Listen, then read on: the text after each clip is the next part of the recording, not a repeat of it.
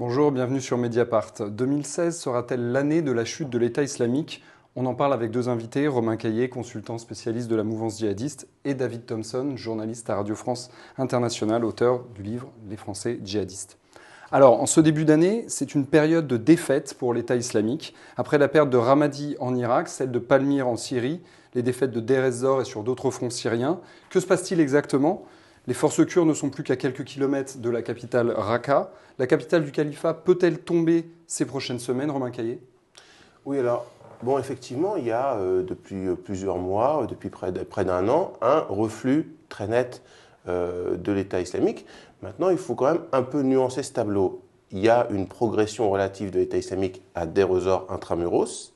Il y a maintenant l'État islamique qui a consolidé un certain nombre de bases dans le sud de la Syrie à travers ses proxys, non loin de la frontière avec le Golan israélien. Ces proxys, c'est-à-dire C'est-à-dire la brigade des martyrs de Yarmouk et le mouvement Al-Muthanna. Ce sont des groupes qui sont en fait affiliés à l'État islamique et qui l'aident C'est un peu plus compliqué que ça. En fait, la brigade des martyrs de Yarmouk était au début un groupe classé comme rebelle modéré qui s'est progressivement de plus en plus radicalisé jusqu'à reprendre les thématiques de l'État islamique, reprendre le drapeau de l'État islamique, reprendre les chants djihadistes de l'État islamique, mais tout en niant toute affiliation officielle à l'État islamique. Est-ce que c'est une politique du groupe? Est-ce que c'est parce qu'ils sont très à proximité d'Israël qu'ils veulent éviter des frappes au cas où l'État islamique perpétrerait un attentat en Israël ou tuerait des touristes israéliens dans le monde? Toujours est-il que ce groupe a toujours nié son allégeance à l'État islamique, mais maintenant c'est considéré, oui, comme un secret de polichinelle, c'est l'État islamique dans cette région. Et il y a un autre groupe, Halakat al-Muthanna, donc le mouvement al-Muthanna, en référence à un grand général du début de l'islam qui a effectué des conquêtes sous le califat d'Abu Bakr et de Omar, al-Muthanna ibn Halitha. Donc le mouvement al-Muthanna, qui lui est un groupe djihadiste dès le départ, basé à Dal'a, intramuros, et dans la province ouest, qui au départ a voulu être neutre quand tous les groupes rebelles combattaient la brigade des martyrs de Yarmouk, et puis qui finalement, après, s'est allié avec la brigade des martyrs de Yarmouk, jusqu'à être accusé d'être représenter un nouveau proxy de l'État islamique. Et il y a eu une scission. Il y a eu à l'ouest de Dal'a, toujours le Halakat Muthanna qui est lié aux brigades des martyrs de Yarmouk, et à l'intérieur de Dal'a, des djihadistes du Halakat al-Muthanna qui sont probablement pro-Al-Qaïda, qui ont formé un nouveau groupe qui s'appelle Al-Murabitoun. On en reviendra un peu là-dessus quand on parlera de la fitna, des tensions entre les groupes djihadistes, entre eux, notamment entre l'État islamique et Jabhat al-Nusra. Mais quand même cette question... Et le deuxième front où l'État islamique sur le recul de l'État islamique. Ah oui, alors le recul, il y a un recul quand même global, mais je disais, il y a aussi à l'ouest de Damas, ils s'approchent de la route orientale, notamment hier, ils ont fait des avancées assez importantes. Les rebelles modérés accusent le régime de les laisser progresser pour menacer la route orientale, puisqu'il y a moins de pression en raison de la trêve avec le régime. Mais globalement, c'est vrai que l'État islamique perd du terrain.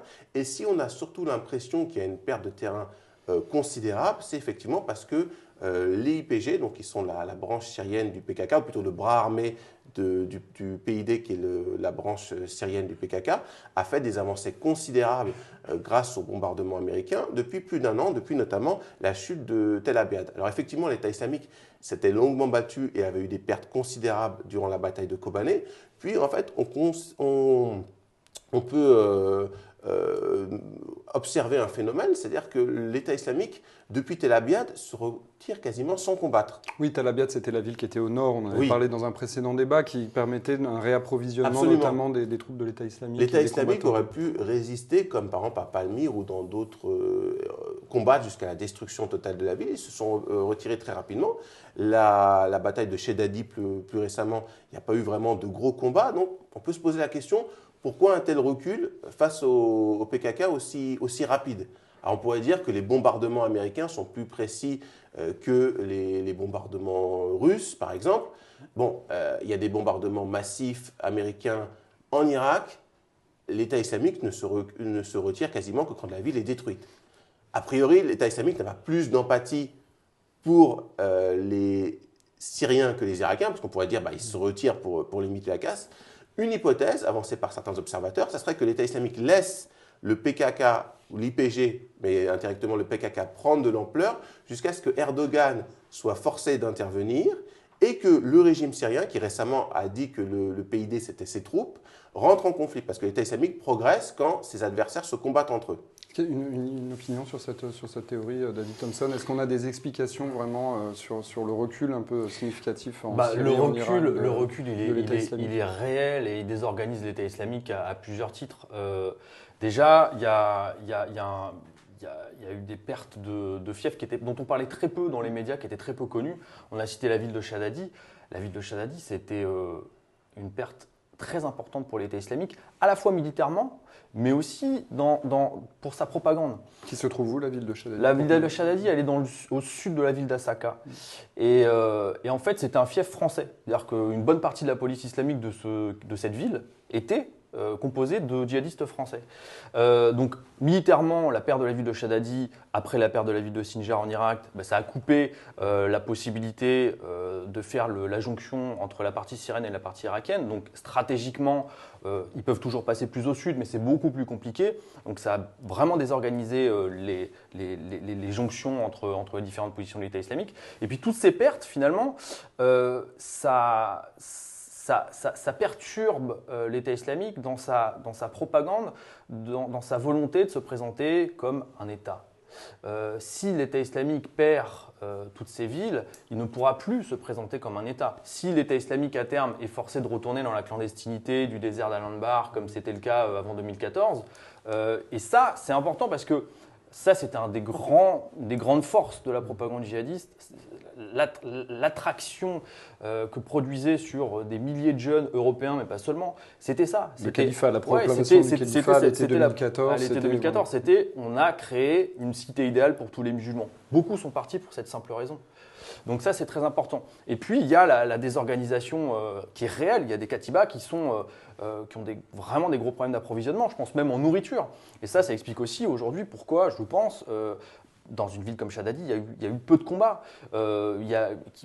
Souvent, on voit qu'il y a des reculs, des retraites. Alors, il y a aussi le fait que les villes sont quasiment rasées par la coalition. Oui, c'est ça, parce que est-ce qu'on voit un peu à l'inverse qu'on avait vu quand il y a eu la percée donc, en 2014 de l'État islamique qui avait pris Mossoul? Est-ce qu'on voit une population qui, pour partie, laisse entrer l'État islamique et en face une armée qui est un peu en débandade? À l'époque, c'était l'armée irakienne. Est-ce qu'aujourd'hui, on voit l'inverse côté islamique, côté l'État islamique, c'est-à-dire un État islamique qui va plutôt être sur le recul et une population qui accueille finalement l'armée irakienne avec bienveillance, Romain Caillé? C'est compliqué de répondre à cette question parce que quand l'État islamique est arrivé, une grosse partie des gens qui étaient fondamentalement hostiles aux islamistes et aux djihadistes sont partis.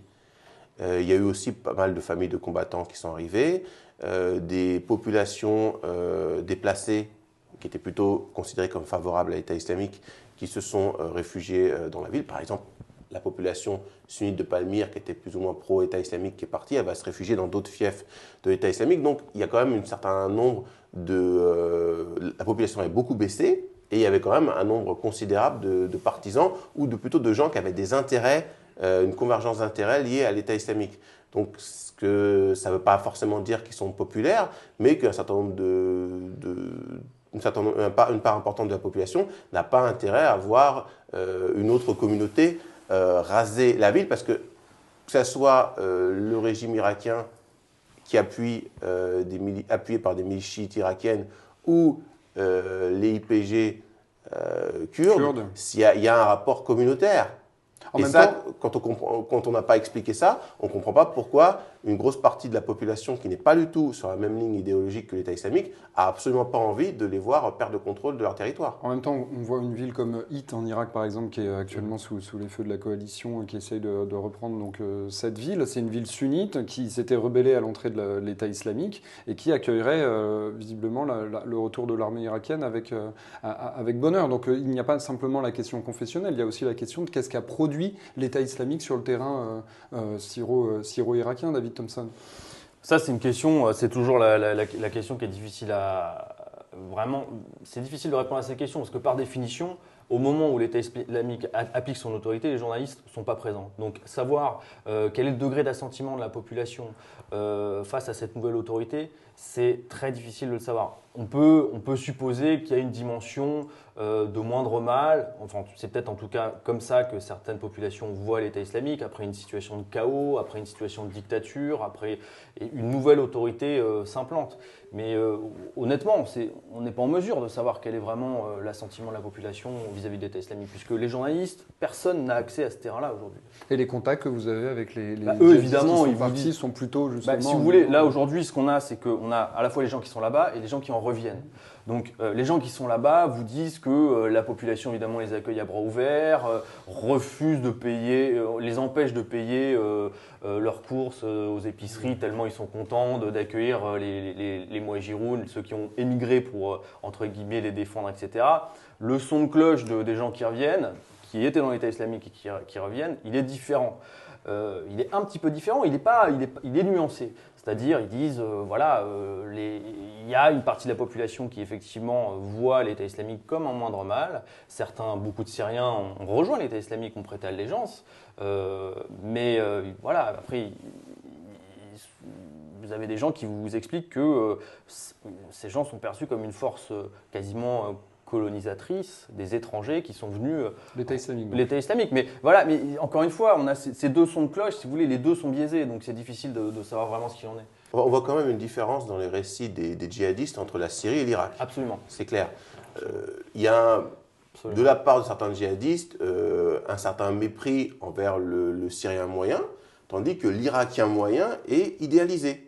Et je pense que ce n'est pas quelque chose qui s'est construit sur rien. C'est-à-dire qu'ils sentent quand même qu'il y a une certaine hostilité de la majorité de la population en Syrie, ou plutôt une hostilité passive même, mais une certaine hostilité de la majorité de la population en Syrie. Tandis qu'en Irak, clairement, je pense que c'est vrai, en Irak, ils sont bien accueillis par la population parce qu'elle les voit effectivement comme de la chair à canon. Qui vont perpétrer des attentats, des attaques kamikazes contre les forces irakiennes et qui feront ce que les sunnites irakiens, dans leur majorité, ne veulent pas faire. Donc il y a une grosse différence. Par contre, il y a un autre phénomène qu'on est en train d'observer, c'est une syrianisation de l'État islamique. C'est-à-dire que dans les années qui viennent, la grande majorité des combattants étrangers vont mourir. Ils vont être remplacés par des chefs syriens. Il y a déjà ce phénomène de plus en plus. Les jeunes enfants qui, à 3 ans, à partir de l'été 2013, il y a 2 ans et demi, qui avaient 13 ans, qui étaient pris en charge par l'État islamique dans les rues de Raqqa, dans les rues de la province d'Alep, dans 2 ans, ils seront des troupes d'élite de l'État islamique. Donc il va y avoir une syrianisation, et ça, on l'observe sur tout un terrain de djihad. Je rappelle qu'en Irak, le djihad au début, c'était tenu par le djihad avec une idéologie de djihad global, c'était dirigé par des étrangers. Zarqawi, des Égyptiens, Abu Hamza al-Muhajir, beaucoup de Saoudiens. D'ailleurs, récemment, il a été pendu Abdullah Azam al-Qahtani, un djihadiste saoudien. Donc, c'était tenu par des Saoudiens, puis les Irakiens ont pris le pouvoir. Donc, je pense que l'État islamique, il va y avoir de plus en plus de Syriens à terme. Mais effectivement, quand on discute avec des djihadistes, on sent clairement une différence dans la perception du Syrien moyen et de l'Irakien moyen. Alors le paradoxe de cette syrianisation, c'est quand même que la capitale est directement menacée aujourd'hui. Je crois que les Kurdes sont à 25 km ou peut-être 30. Est-ce que on peut s'attendre à ça dans les prochaines semaines, une chute de la capitale du califat, avec toutes les conséquences que ça aura de la perte de l'État et de la perte d'attractivité auprès des djihadistes étrangers? Si la dynamique de défaite sur laquelle l'EI est engagé depuis plusieurs mois maintenant se poursuit, on peut imaginer que ce serait la suite logique. Après, bien malin, qui pourrait dire ce que sera l'EI dans 6 mois, dans 1 an. Ce qui est sûr, c'est qu'une victoire militaire contre un groupe djihadiste, c'est quasiment impossible. Pourquoi? Prenons l'exemple du Mali. La ville de Raqqa, la ville de Mossoul, c'est des villes qui pourront être reprises à l'EI. Ça paraît probable. Qu'est-ce qui va se passer ensuite? L'EI ne va pas disparaître, il va retourner dans la clandestinité. Il va se muer en une insurrection djihadiste, terroriste, exactement comme ce qu'il était avant de tenir ces villes. Qu'est-ce qui s'est passé au Mali au moment de l'intervention française? Les villes de Gao, Tombouctou, Kidal ont été reprises par l'intervention française. Et aujourd'hui, dans quelle situation se trouve la région? Une dispersion de la menace terroriste, avec des attaques inédites dans des capitales qui n'avaient jamais été touchées. On se souvient de l'attentat de Grand Bassam à Abidjan, Ouagadougou, Bamako, peut-être bientôt Dakar. Donc, qu'est-ce qui s'est passé? On a un groupe djihadiste qui tenait des villes, qui s'est transformé en une insurrection terroriste et qui a dispersé cette menace et qui frappe aujourd'hui à des endroits qui n'étaient pas exposés jusqu'à maintenant. C'est exactement ce qu'on peut imaginer pour la Syrie et l'Irak. Si les villes de Mossoul et de Raqqa sont reprises, que vont devenir tous les combattants étrangers? Ben forcément, ils vont entrer dans leur pays. Avec, on le sait maintenant, je crois qu'il n'y a plus trop de débat sur cette question, pour beaucoup d'entre eux, des intentions terroristes très claires. C'est exactement ce qui s'est passé après la fin du djihad afghan. Les Algériens qui combattaient en Afghanistan sont rentrés. C'est ceux qu'on appelait les Afghans à l'époque en Algérie. Ils ont structuré les maquis djihadistes algériens. Et ça a donné ce qu'on sait. Et c'est probablement ce qui va se passer également avec ce djihad en Syrie et en Irak. Oui, parce que le paradoxe, c'est qu'il y a une baisse d'intensité des capacités de l'EI sur le terrain. En même temps, la semaine des attentats de Bruxelles, 41 kamikazes se sont fait exploser en Syrie, en Irak, etc., tous revendiqués dans les deux manières de l'État islamique. Comment est-ce qu'on explique cette capacité de frappe sur un terrain aussi large, de Bruxelles donc jusqu'en Irak, aujourd'hui de l'État islamique? C'est-à-dire qu'ils ont vraiment un champ d'action assez large et ils sont vraiment entrés dans une espèce de globalisation finalement de leur champ d'action.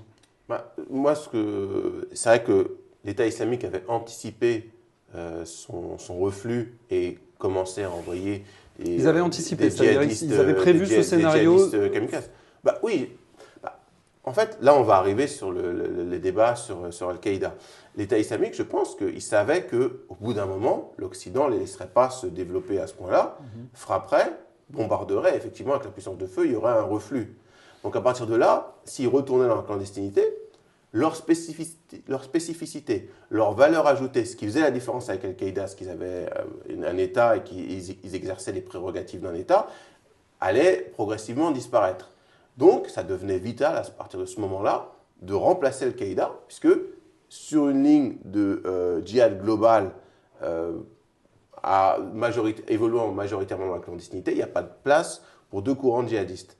Et effectivement, là, si on s'en tient aux évolutions du front et que ça avançait de la même manière, dans 3 mois, les Kurdes devraient être à Raqqa. Bon, il y a plein de paramètres qui pourraient changer la donne. Est-ce que les Russes vont continuer un tel niveau de bombardement ? Est-ce que le régime d'Erdogan va intervenir contre les Kurdes et déstabiliser ce front? Et donc, ça allégerait la pression qui est exercée sur l'État islamique sur d'autres endroits.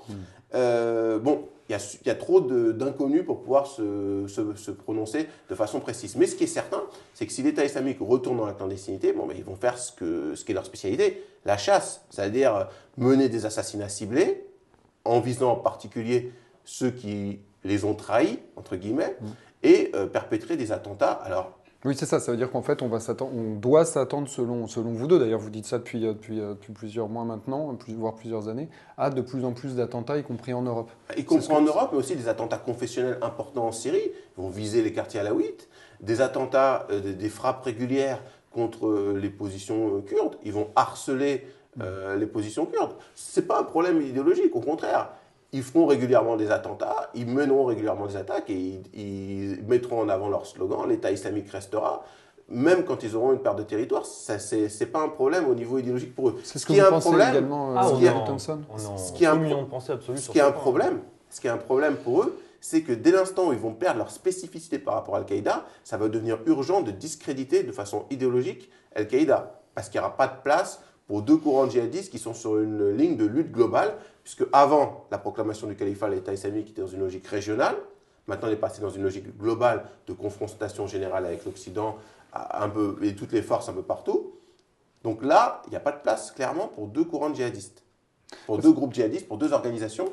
Ça va devenir une question de vie ou de mort pour l'État islamique de prendre la place d'Al-Qaïda. C'est peut-être là où l'État islamique a un vrai gros problème, peut-être encore plus d'ailleurs que son reflux militaire, c'est ce qui se passe aujourd'hui avec Jabhat al-Nusra, l'autre groupe djihadiste qui reprend un peu qui s'est un peu remplumé, si je puis dire, qui reprend un peu du poil de la bête depuis un an en fait, qui a perdu certes cette semaine son porte-parole dans une frappe américaine, mais qui est aujourd'hui en situation de concurrencer un peu l'État islamique sur le terrain syrien. Est-ce que par exemple vous, dans dans les contacts que vous avez avec les djihadistes qui sont revenus ou alors ceux qui sont partis récemment, est-ce que vous sentez ça, un impact? Avant, bon, voilà, l'immense majorité se disait on va aller à l'État islamique. Maintenant, certains se posent la question d'aller à Jabhat el-Nusra? En fait, en 2013, au moment où l'EI a émergé dans la partie syrienne, en gros, c'était 50-50, c'est-à-dire la moitié des Français rejoignaient Jabhat al-Nusra, l'autre moitié, ce qui était à l'époque le IL, avec un petit éparpillement dans d'autres brigades, mais relativement marginal. Aujourd'hui, Jabhat al-Nusra a vraiment perdu de son attrait auprès des djihadistes français et européens en particulier, parce que Jabhat al-Nusra ne faisait pas ce que faisait l'EI, c'est-à-dire contrôle territorial, leadership très fort incarné par Abou Bakr al-Baghdadi, ce qui est beaucoup moins le cas de Jolani et encore moins du numéro 1 d'Al-Qaïda, Ayman Zawahiri. Tout ça, ça parlait aux jeunes djihadistes français et c'est ce qui a fait la faiblesse de Jabhat al-Nusra. Sans compter les alliances qui ont été faites par Jabhat al-Nusra en Syrie avec des brigades que les djihadistes disent démocrates, et ce qui, du coup, c'est des alliances qui rendent Jabhat al-Nusra mécréant, apostat aux yeux des djihadistes. Ça, c'était le pire coup de pub pour Jabhat al-Nusra, ça a été lors de la prise d'Idlib, quand ils ont serré la main à des brigades qui n'étaient pas des brigades authentiquement djihadistes. Oui, parce que ce que vous dites, c'est que Jabhat al-Nusra n'avait pas un contrôle territorial. Aujourd'hui, ils ont un contrôle territorial. Autour d'Idlib, dans le nord-est de la Syrie, c'est devenu une force importante par laquelle... Et d'ailleurs, ils commencent à communiquer sur leurs tribunaux islamiques, sur l'application de la charia, sur le thème, nous aussi, nous faisons ce que fait l'EI. Mais c'est un peu tard. Mais de toute façon, Jabhat al-Nusra n'a jamais eu la volonté d'attirer autant que l'EI les combattants étrangers. Là, vous citiez l'exemple d'Abou Firas al-Souri, qui était le porte-parole de Jabhat al-Nusra, qui vient d'être droné, entre guillemets, par les États-Unis. C'est quelqu'un qui avait refusé l'allégeance d'un groupe de djihadistes français qui était mené par le fameux Omar Homsen. Il avait refusé cette allégeance. Et pour quelle raison avait-il refusé? Pour différentes raisons. Alors on ne sait pas très bien, mais à l'époque, c'était en partie parce que ces djihadistes français n'avaient aucune expérience militaire, et notamment Omar Homsen, qui voulait être émir de cette brigade, qu'il avait lui-même constituée, était en Syrie depuis quelques mois à peine, et il n'avait jamais participé au combat. Donc un émir qui n'a pas participé au combat, c'était pas acceptable pour Jabhat al-Nusra. Mais je pense que si ça avait été demandé à l'État islamique, je pense que cette allégeance aurait été acceptée. Cette guerre entre Al-Qaïda et l'État islamique à venir, cette fitna entre Jabhat el-Nusra et l'État islamique, qui est en cours aujourd'hui, évidemment, on en parlait à l'instant, est-ce que ça peut dissuader des candidats au djihad de se déplacer en Syrie et en Irak, Romain Caillé? Ça va être peut-être un argument pour ceux qui ne vont pas partir, qui ne veulent pas partir. Une excuse. Oui, une excuse, entre guillemets. Mais j'aimerais revenir là-dessus, sur ce qui a été dit. Un élément dont on ne parle pas assez, c'est que souvent on présente Jabhat al-Nusra, du point de vue des milieux pro-rebelles, comme plus légitime parce qu'ils respectent plus les Syriens. Plus pro-rebelle, c'est-à-dire l'armée syrienne libre. Oui, l'armée syrienne libre, donc comme plus légitime parce que respectant plus les Syriens. Mais dans l'optique des djihadistes, c'est exactement l'inverse. C'est-à-dire que les combattants étrangers sont sommés de se faire tout petits dans les rangs de Jabhat al-Nusra, tandis que dans l'État islamique, ils ont un statut, on prend soin d'eux, ils sont protégés. Ça, c'est un élément dont on ne parle pas assez. Et pour un groupe djihadiste, les combattants étrangers sont souvent ceux qui font des attaques kamikazes. Sans attaque kamikaze, impossible de prendre une base, très difficile de prendre une ville. Et ça, c'est un élément très important. Si l'État islamique a attiré beaucoup de combattants étrangers, c'est aussi parce qu'il avait une politique d'accueil des muhajirines. Il y a en France, en Jordanie, dans tous les pays qui ne sont pas les terres de djihad, le courant djihadiste est à peu près divisé. Il y a maintenant clairement une majorité qui est pro-État islamique, mais la minorité qui est pro-Al-Qaïda est quand même assez importante. Sur les gens qui sont partis en Syrie, ça n'a rien à voir. C'est une écrasante majorité qui est dans les rangs de l'État islamique. Moi, j'ai des contacts de djihadistes qui n'étaient pas du tout parmi les plus radicaux de ceux qui étaient partis, qui ont rejoint l'État islamique parce que là-bas, ils avaient un statut, leur famille était prise en charge, alors qu'avec Jabhat al-Nusra, ce n'était pas du tout la même histoire. David, sur ce possible reflux en fait tout à l'heure, vous parliez de la possibilité que cette fitna, comme on l'appelle, c'est-à-dire cette guerre fratricide entre groupes djihadistes, dissuade des gens de partir. En fait, c'était une des premières raisons qui a justifié les premiers retours de djihadistes français en France. Les tout premiers retours rentraient parce qu'ils étaient... les tout premiers retours, la première grosse vague de retour elle était, enfin en tout cas c'est ce qu'il disait, nous on a refusé de prendre les armes contre d'autres gens qu'on considérait comme ayant la même akida que nous, la même croyance, etc. On était à l'été dernier à peu près. Ah, on était bien avant. non. Là, on parle d'une période qui Janvier est 2014. début 2014. Oui. Et c'est là où il a commencé. D'ailleurs, c'est là où il a commencé à avoir les premières morts de Français, parce que les Français ont commencé à participer vraiment dans les combats à ce moment-là, début 2014, où il y a eu des morts, notamment quand l'État islamique a chassé Jabhat al-Nusra de Deir ez-Zor. Il y a eu vraiment des combats très sanglants, et des Français ont commencé à mourir dans ces combats. Et beaucoup sont rentrés à ce moment-là parce qu'ils se sont dit, mais attendez, nous on est venus combattre Bachar el-Assad, et on se retrouve parfois j'ai des exemples de 2 copains français qui sont partis ensemble, qui se sont retrouvés dans 2 brigades rivales. Des exemples de 2 cousins qui se sont retrouvés, 2 frères tunisiens qui se sont retrouvés, l'un chez Jabhat, l'autre chez l'État islamique, qui est en possibilité de se retrouver face à face sur la ligne de front. Donc ça en a fait réfléchir certains, et dès début 2014, certains sont rentrés pour cette raison-là. C'est vrai que janvier 2014, ça fait un changement pour les djihadistes français parce que c'était quasiment avant un peu la colonie de vacances. Certains n'allaient jamais combattre. Dans le sens où ils étaient dans des positions, C'était ils étaient dans kebab, des positions, PlayStation. ils étaient dans des positions combat. assez éloignées du front. Et puis du jour au lendemain, les rebelles attaquent leur base, ils se retrouvent plus en sécurité.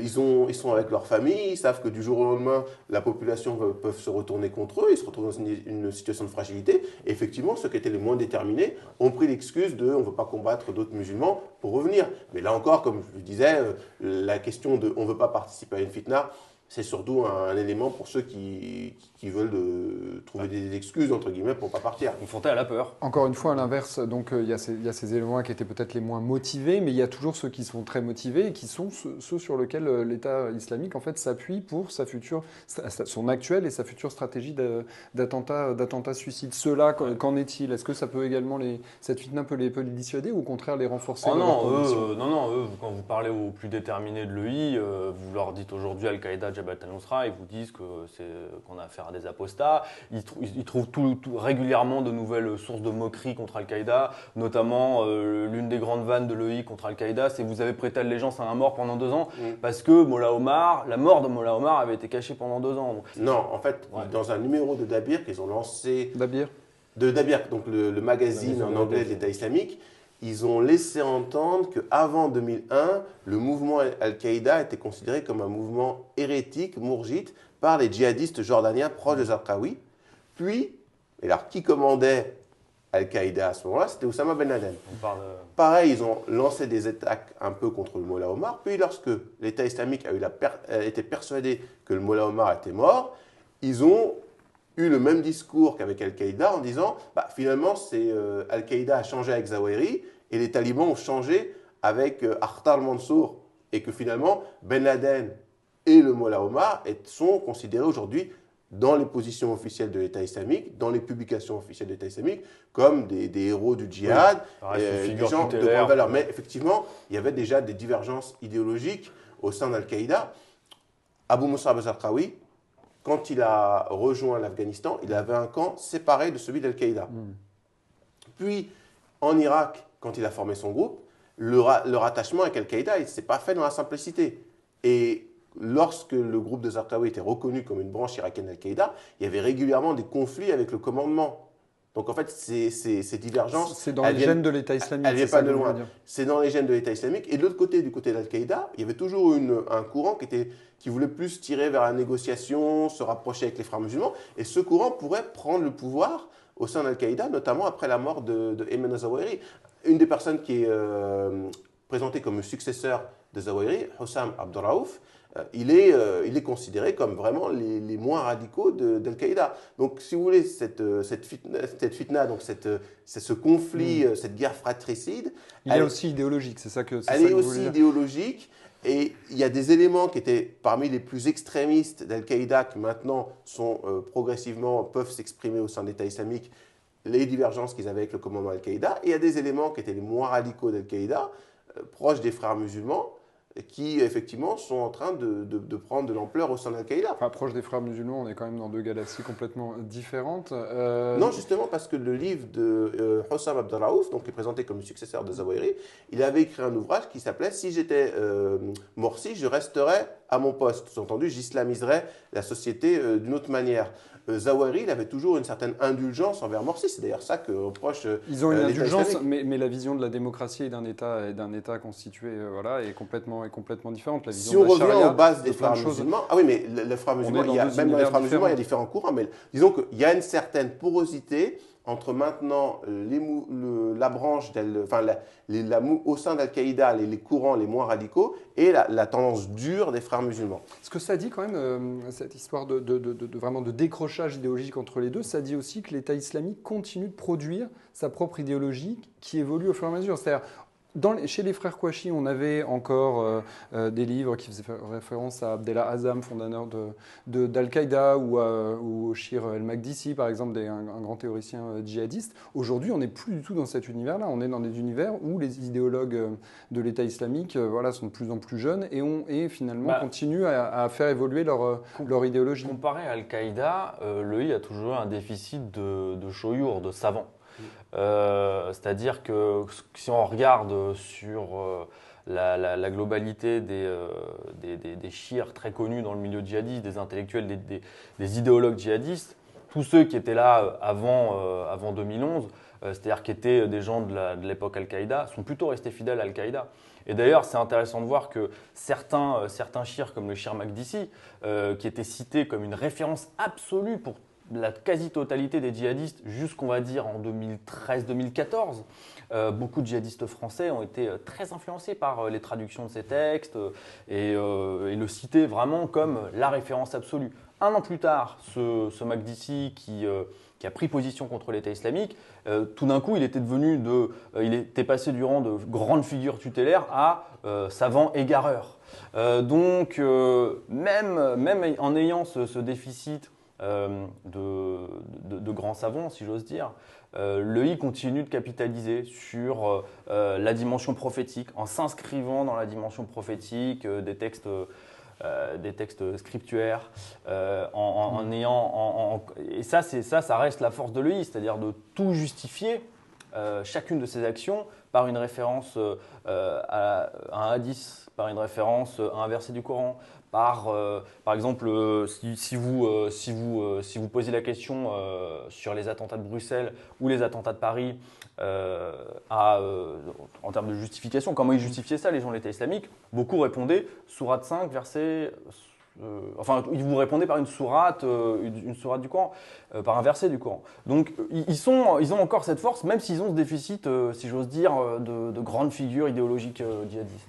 On parle beaucoup de la Syrie, pour avancer un petit peu, on parle beaucoup de la Syrie et de l'Irak. Il y a la Libye, néanmoins. La Libye qui est quand même un terrain sur lequel l'EI est très implanté, autour de Sirte notamment. Qu'est-ce que, je vois que vous voulez parler un petit peu encore de cette référence idéologique, mais sur ce terrain libyen, néanmoins, peut-être après votre remarque, comment est-ce qu'on peut s'attendre un peu à l'évolution? Est-ce que ça peut être une base arrière finalement de l'État islamique, ou est-ce qu'on n'est pas du tout là-dedans? On est sur toujours la stratégie de la globalisation de l'EI. On a aujourd'hui en Libye, clairement, progressivement, 3 zones qui se mettent en place. Une zone orientale en Cyrénaïque qui est plus ou moins sous la domination de Haftar. Une zone ouest qui est en majorité contrôlée par Fajibia, donc des islamistes modérés. Et puis le centre du littoral libyen qui, à l'exception de la ville de Raslanov, est sous le contrôle de l'État islamique. Donc maintenant, l'État islamique, c'est un des 3 gouvernements libyens. 4. Oui, mais un des 4 gouvernements libyens. C'est une réalité. Il y a un cadre important de l'État islamique, Abu Mourir al-Qahtani, qui était aussi connu sous le nom de Abu Nabil Anbari, dont sa biographie est sortie récemment, qui aurait supervisé le massacre des recrues irakiennes de Tikrit, qui avait été envoyé pour être le représentant de Baghdadi en Libye. C'était fin 2013, ça, si je me souviens bien. C'est 2014. 2014. Oui, c'est en fait c'est la dissolution de la brigade El-Batar à l'été 2014, au moment de la proclamation du califat. Donc assez tôt, en fait, c'est ça, près de 2 ans avant. À ce moment-là, quelques mois plus tard, à l'intérieur de Derna, il y a un groupe qui reprend la rhétorique de l'État islamique, qui se proclame province de Cyrénaïque, donc Wilayat el-Barqa, qui va progressivement prendre le contrôle de Derna. Et de fil en aiguille, ils vont prendre Sirte, être expulsés de Derna et finalement regrouper toutes leurs forces au centre du littoral libyen. Alors, est-ce que ça va être une base arrière pour que l'État islamique pénètre en Tunisie? Est-ce que ça va être... parce que là, pour l'instant, leur progression est quand même assez limitée. Donc, il y a une certaine pression qui les empêche de progresser davantage. Est-ce qu'ils vont plutôt se diriger vers l'Afrique? Puisque je rappelle qu'il y a Boko Haram, enfin, le groupe sunnite pour la prédication du djihad, plus connu sous le nom de Boko Haram, qui a fait allégeance à l'État islamique. Est-ce qu'ils vont créer un continuum? Est-ce que c'est la Libye, c'est le noyau du califat en Afrique noire? Puisqu'après, l'État islamique va... Là, on parle de plus en plus de recrues subsahariennes qui rejoignent l'État islamique en Libye. L'Afrique, c'est une grosse réserve démographique. Si le courant djihadiste se présente là et si l'État islamique a un avantage sur Al-Qaïda dans cette région du monde, ça aura des influences sur l'ensemble du courant djihadiste au niveau global. Pour revenir aux cheikh, aux idéologues... Rapidement, Romain. Oui, non, mais c'est quand même important de comprendre que pour les djihadistes, un émir militaire a beaucoup plus d'influence qu'un cheikh. Le cheikh n'est là en fait que pour légitimer l'émir du djihad. Maqdisi, il était rentré en conflit il y a plusieurs années avec Zarqawi.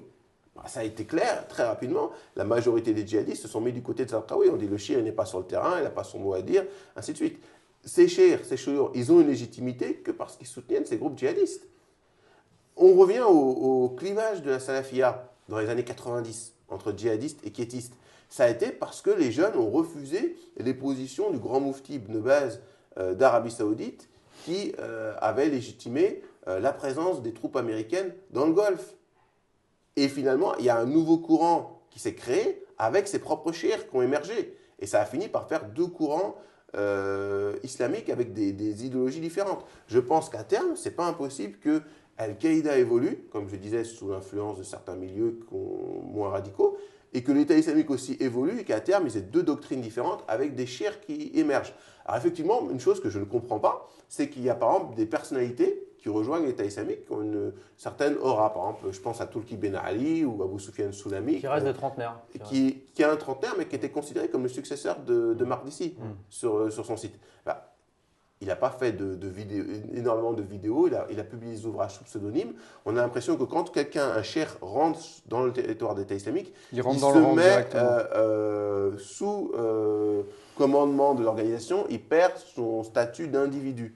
Donc effectivement, aujourd'hui, il n'y a pas de cheikh influent qui est pro-État islamique. Mais Maqdisi, il a une position assez ambiguë. Il y a quelque temps, il avait publié un ouvrage. D'abord, il se refuse de traiter de khalijite déviant l'État islamique, contrairement à Abu Qatada. Et récemment, il avait publié un article et on l'a accusé de complaisance envers l'État islamique. Il y a 2 jours, il a fait machine arrière en disant non, je ne sous-estime pas leurs attaques. Donc je pense qu'il n'insulte pas l'avenir. Et lui a toujours la capacité, si Al-Qaïda disparaît ou évolue de façon à sortir de l'idéologie djihadiste, Maqdisi a toujours la capacité d'être reconsidéré comme un leader religieux par l'État islamique, ce qui n'est plus du tout le cas d'Abu Qatada. On a bien compris que c'était assez difficile. David, une dernière question peut-être non pas sur la Libye, mais sur quelque chose on est plusieurs à essayer de porter cette idée depuis plusieurs années maintenant, sur l'idée que finalement, si l'État islamique continue de prospérer, c'est aussi du fait du vide idéologique qu'on rencontre ici même en Occident. Est-ce que c'est toujours une idée qui est valable selon vous? Et comment est-ce que finalement les gens que vous côtoyez, les djihadistes avec lesquels vous échangez, voient l'essor considérable qu'a pris dans l'actualité l'État islamique et voient les débats aussi que ça provoque en Europe et en France? C'est sûr, mais ça vaut pour l'Europe comme pour d'autres régions du monde qui sont concernées par ce phénomène. C'est qu'effectivement, idéologiquement, la propagande de l'État islamique, en particulier la propagande djihadiste de façon plus générale, comble un vide. Les gens, souvent, sont dans une situation d'errance intellectuelle devant la modernité actuelle. Ça, c'est une réalité. Et c'est aussi pour ça que cette idéologie... Aujourd'hui, on cherche toujours les raisons de ce phénomène dans la société française, dans la société belge. Mais si on regarde en fait finalement ce phénomène, non seulement il est mondial, mais il touche des sociétés qui c'est des modèles de société qui n'ont absolument rien à voir. Regardez ce qui s'est passé en Tunisie, qui est le pays le plus concerné au monde par le phénomène. La Belgique, la France, l'Angleterre, l'Allemagne, pour certains, c'est des modèles communautaristes, pour d'autres, c'est un modèle républicain. La Tunisie, quand le gros des troupes est parti en Syrie, ça a commencé en 2012-2013, au moment où le parti islamiste Ennahda était au pouvoir. Donc à ce moment-là, je ne suis pas certain qu'on puisse parler d'un sentiment d'islamophobie qui traversait la société tunisienne et qui aurait pu expliquer tous ces départs. Donc en fait, il y a cet idéal quasiment transcendantal qui parle à une fraction infime, parce qu'il faut quand même rappeler qu'on est sur quelques centaines, voire quelques milliers de personnes pour chaque pays, mais qui sont tentés, pour ceux qui partent. Après, les sympathisants... parce qu'en Tunisie, les sympathisants sont beaucoup plus nombreux, c'est vrai. Mais effectivement, il y a, et je pense qu'il y aura toujours une fraction de la population qui sera susceptible d'être tentée par cette idéologie.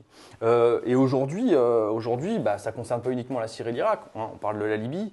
Ce qui se passe autour de la ville de Sirte, aujourd'hui, c'est un enjeu majeur pour les prochaines années, pour la région africaine, c'est-à-dire subsaharienne, puisqu'il y a un afflux de combattants subsahariens continu qui est très important vers la ville de Sirte, et l'EI est en train de constituer une véritable armée djihadiste africaine dans cette ville. Ça va être un problème de plus en plus aigu pour la Tunisie, puisque de Sirte, l'EI a des capacités de projection terroriste extrêmement fortes sur la Tunisie. Et puis on ne peut pas exclure que la branche libyenne de l'EI aussi mène des attaques en mer contre des intérêts européens, des bateaux marchands, des bateaux de croisière, développe la piraterie, ou voire même attaque les côtes européennes. Là, ça paraît complètement fou de dire ça aujourd'hui. Mais l'envoyé spécial d'Abou Bakr al-Baghdadi pour la Libye, on se demande par où il est passé pour rejoindre la ville de Derna et devenir l'émir général de toutes les wilayas libyennes. La plus forte probabilité, c'est qu'il soit passé par la mer, c'est-à-dire qu'il soit parti de Turquie, de Grèce, et qu'il soit parti de là-bas pour aller dans la ville de Derna par la mer. S'ils sont capables de faire ce chemin dans ce sens-là, ils ont la possibilité de le faire dans le chemin inverse. Et donc d'attaquer, je ne sais pas moi, des côtes Lampedusa, pourquoi pas des îles grecques.